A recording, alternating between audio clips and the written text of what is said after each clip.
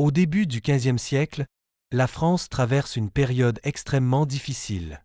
La guerre de Cent Ans oppose depuis longtemps les royaumes de France et d'Angleterre, tandis que plusieurs régions vivent dans la peur, les destructions et l'incertitude.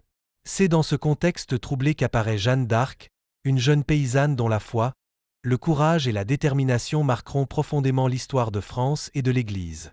Jeanne naît vers 1412 dans le village de Domrémy, au sein d'une famille paysanne chrétienne. Dès son enfance, elle participe aux travaux agricoles et développe une profonde vie de prière. Vers l'âge de 13 ans, Jeanne affirme commencer à entendre des voix spirituelles qu'elle associe notamment à Saint Michel, Sainte Catherine et Sainte Marguerite. Selon son témoignage, ces voix l'encouragent à vivre dans la foi et à aider la France. À cette époque, la situation militaire française semble désespérée. Plusieurs territoires sont contrôlés par les Anglais et leurs alliés. Jeanne affirme alors recevoir la mission d'aider le dauphin Charles à retrouver son royaume. Malgré son jeune âge et son origine modeste, Jeanne réussit à convaincre plusieurs responsables de la laisser rencontrer le dauphin. Son courage et sa conviction impressionnent profondément ceux qui la rencontrent. Jeanne accompagne ensuite les troupes françaises lors de plusieurs campagnes importantes.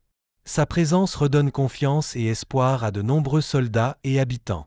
L'un des événements les plus célèbres de sa vie est la levée du siège d'Orléans en 1429. Cette victoire devient un symbole important pour le royaume de France. Après plusieurs succès militaires, Charles s'était sacré roi à Reims.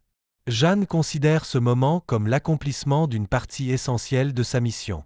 Cependant, la guerre continue et Jeanne est finalement capturée en 1430.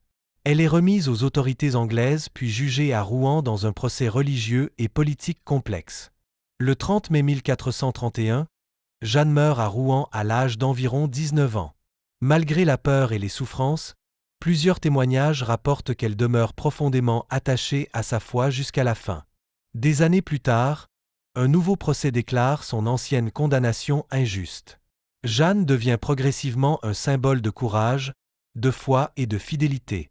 Elle est canonisée en 1920 par le pape Benoît XV. Aujourd'hui encore, Sainte Jeanne d'Arc demeure une figure majeure de l'histoire française et chrétienne.